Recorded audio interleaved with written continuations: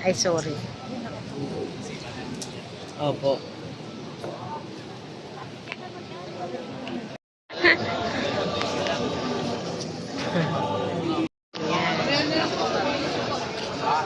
Hindi, sama mo kami. Sama mo kami. Ayan o, para kasama kayo.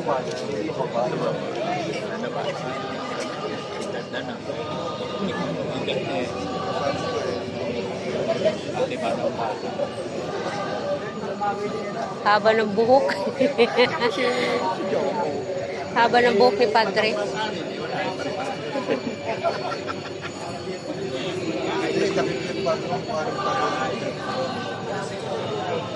Ay, hindi na ba?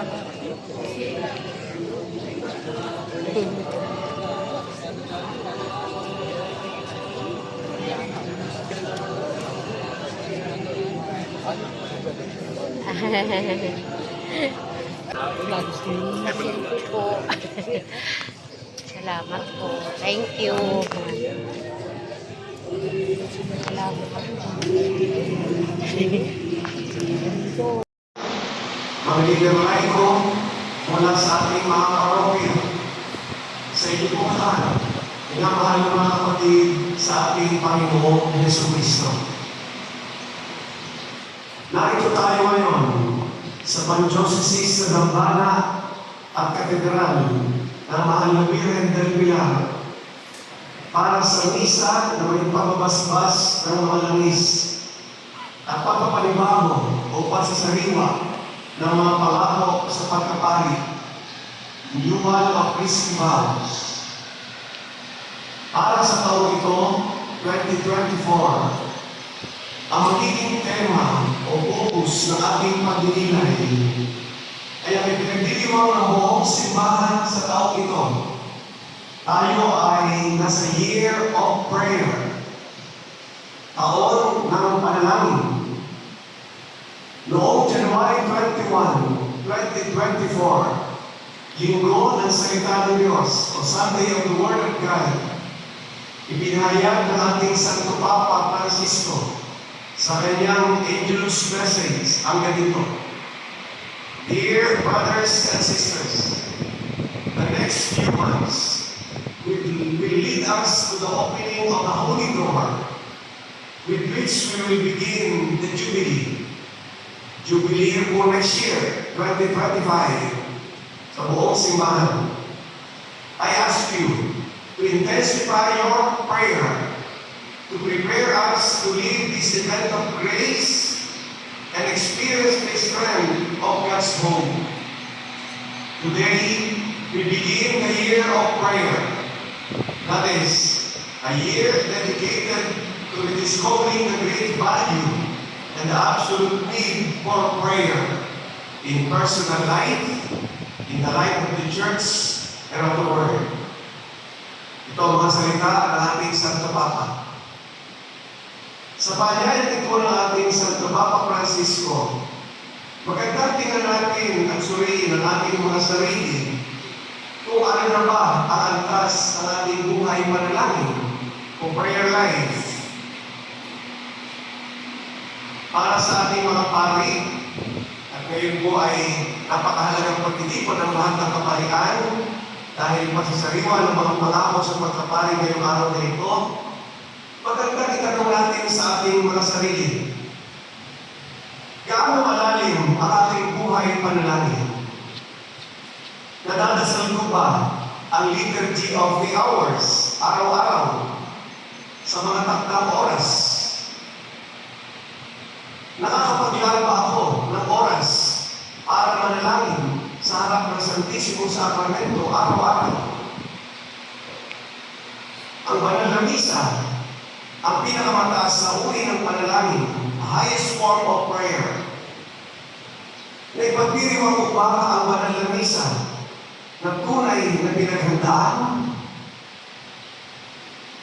Ang tunay na buhay panalangin, authentic prayer life, ay nakikita sa ating pag-uugali at pakikitungo sa kapwa. Na isa sa buhay ba natin yung paglilingkod sa sambayanan na may pag-ibig o pastoral charity. Ang sabi ni St. John Paul II sa kanyang sinulat na aklat, Gift and Mystery, constantly in contact with the holiness of God, the priest must himself become holy. There is a particular need for prayer in the life of a priest. Prayer finds its source in God's holiness and is at the same time our response to this holiness. Sabi pa ni St. John Paul II, prayer makes the priest, and through prayer, the priest becomes himself.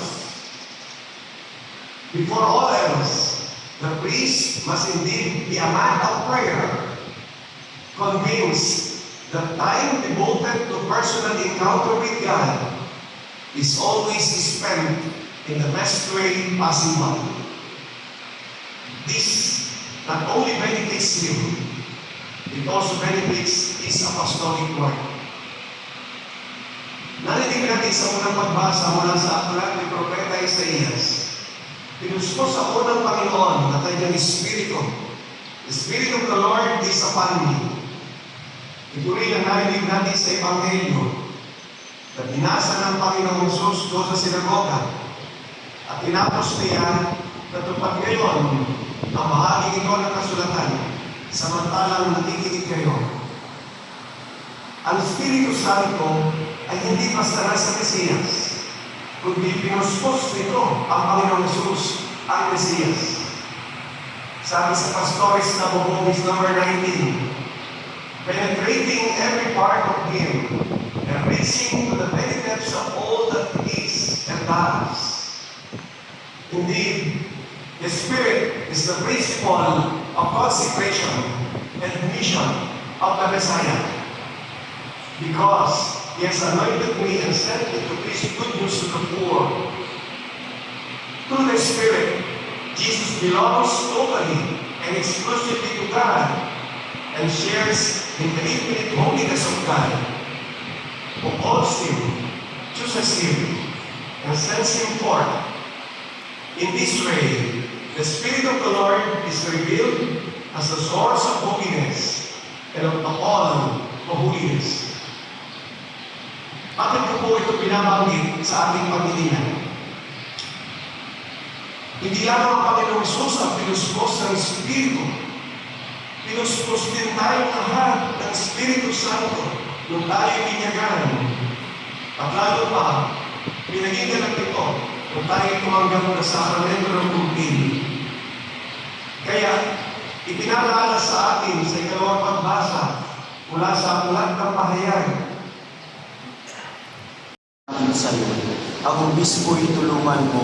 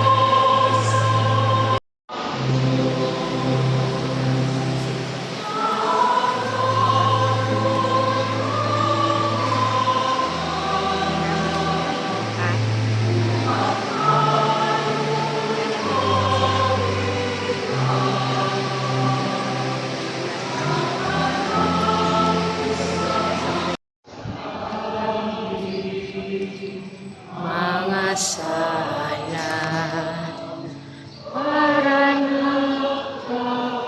nakapatawad namin sala.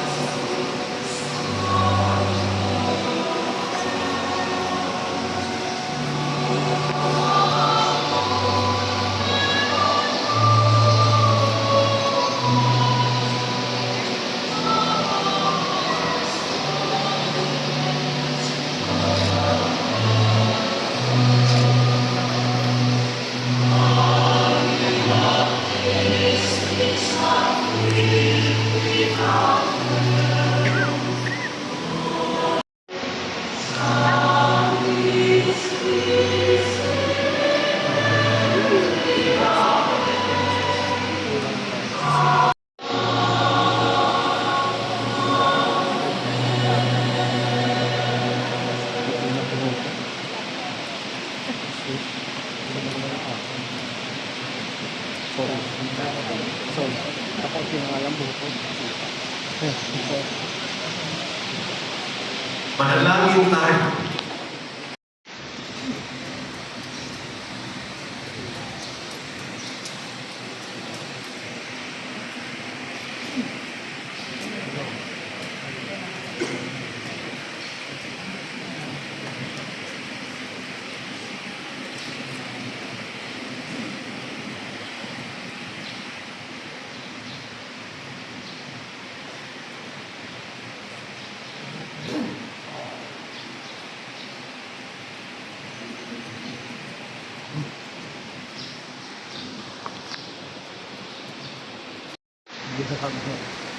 Manalangin tayo upang itong langis ay basbasan ng Diyos Amang makapangyarihan para makamtan ang pagbabago sa kaiguturan ng katauhan ng mga pamahiran nito sa ikapagkakamit ng buhay at dangal ng buong kahirapan.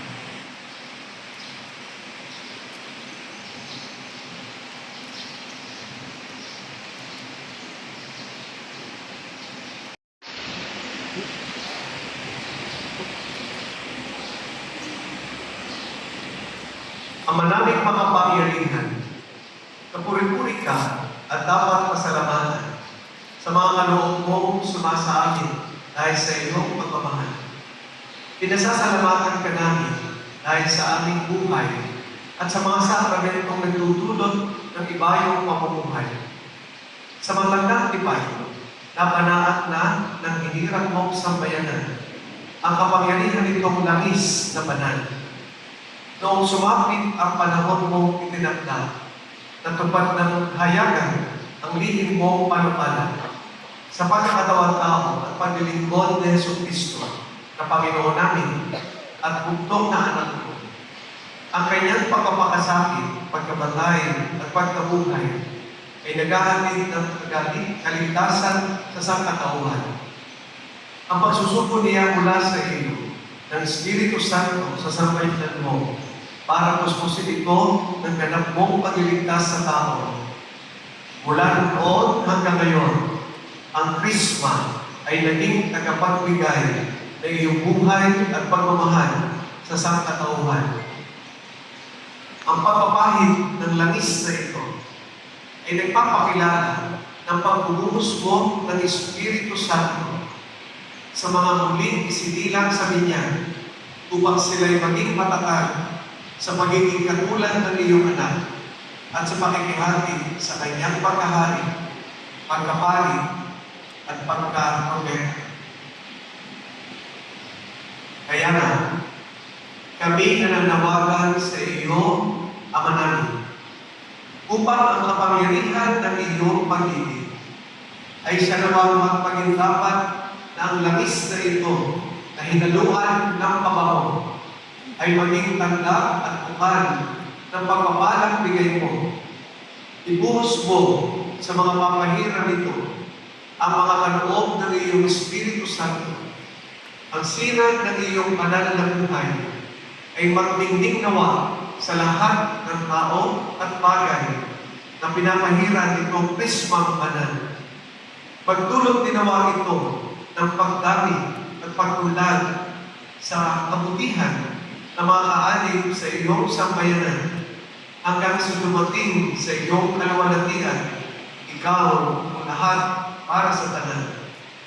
Sa pamamagitan ng Jesucristo, kasama ng Espiritu Santo, pagpasawalang hanggan. Amen.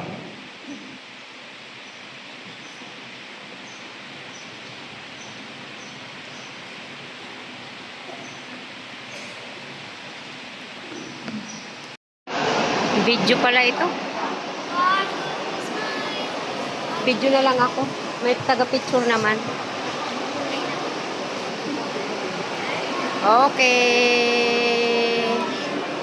Oo nga naman, para may copy. Maganda dito banda. Para kita yung altar. Teka lang ha. 1, 2, 3. Ay, mali. Teka lang. O, yan. Ayan, selfie kayo dyan. Asan na si Padre? Magpapicture tayo. Ay, nandito pala siya. Love you, love you. Wala man si Sislin. Oh, video. Ayun. Oh. Ang grupo na buo. Video ako. Ay, naku, magantin ko na. Video. Saan tayo magpa-picture? Sabi ni Padre magpa-picture daw. Oo. Oh, video yan. Video. Video yan. Ayan, picturean ko na lang kayo. Happy birthday to you. Woo! Woo! Happy birthday to you. Woo! Woo! Happy birthday. Happy birthday to you. Genesis, happy birthday. Happy birthday. Ang kukulit. Sa iyo, ang obispo'y tulungan mo.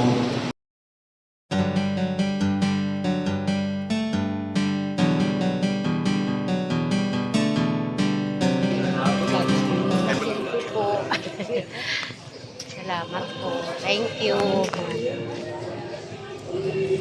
Salamat. Opo.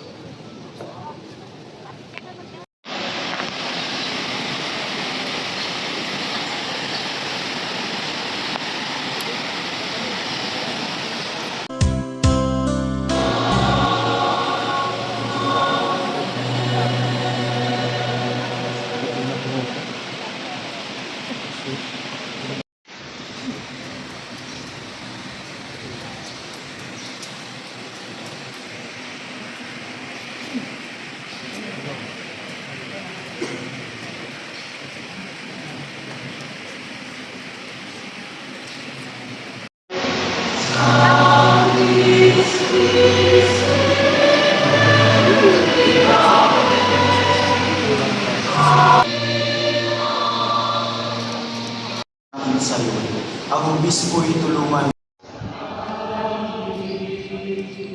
Mga sala para napapatawad namin sa kakasala. Papuri ko